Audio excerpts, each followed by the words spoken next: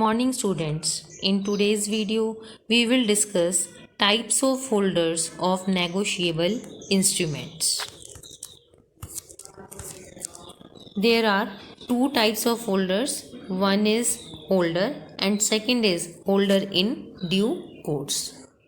We will first discuss these two one by one and afterwards we will see the difference between the two. The first one is holder. Holder of a negotiable instrument means any person entitled in his own name to the possession thereof and to receive or recover the amount due thereon from the parties thereto.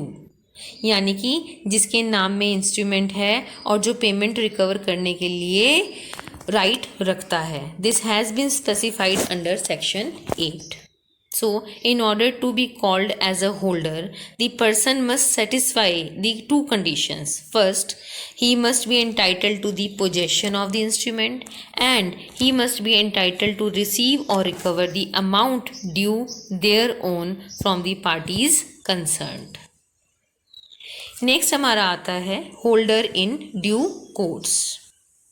It specifies that the holder in due course is the holder who possess the instrument in due course before the date of maturity. The consideration must be legal and adequate. There should be sufficient cause to believe that he possessed the instrument in good faith and with reasonable. And there are certain special privileges of a holder in due course, as visible on your screen. First is inchoate stamped instrument.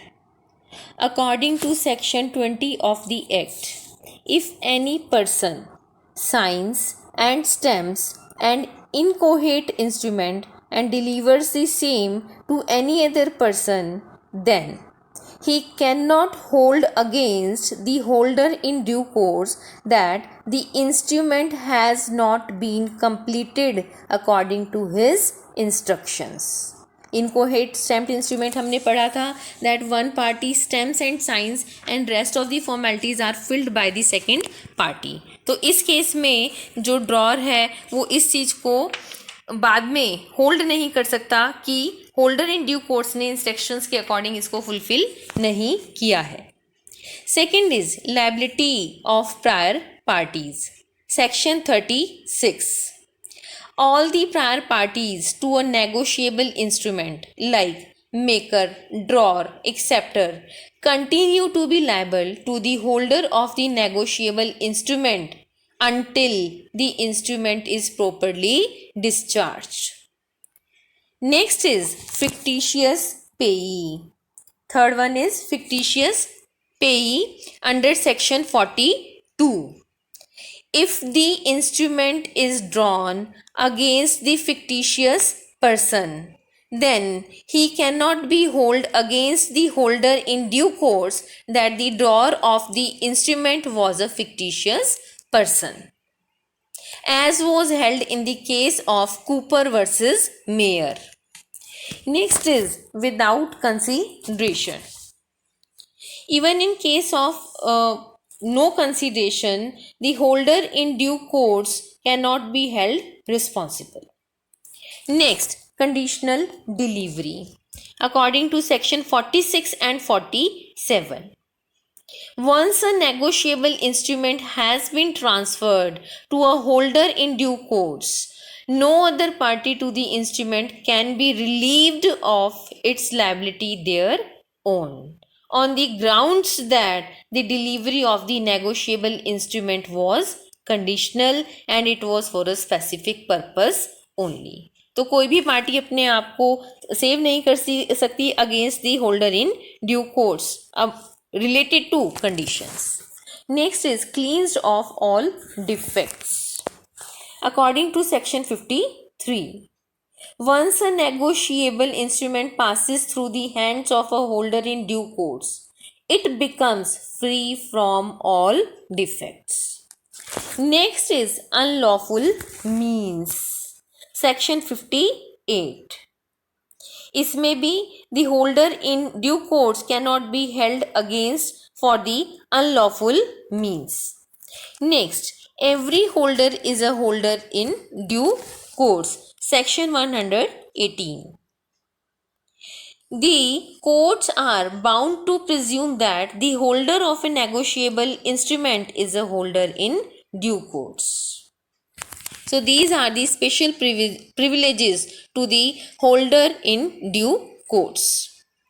Next हम देखेंगे difference between holder and holder in due course. After discussing the meaning, the difference is very much clear. Like the very first one is holder may become possessor of instrument even without consideration. जबकि holder and due course acquires possession for consideration only. Holder need not become the possessor before the maturity of the instrument. Holder in due course before the maturity होना जरूरी है.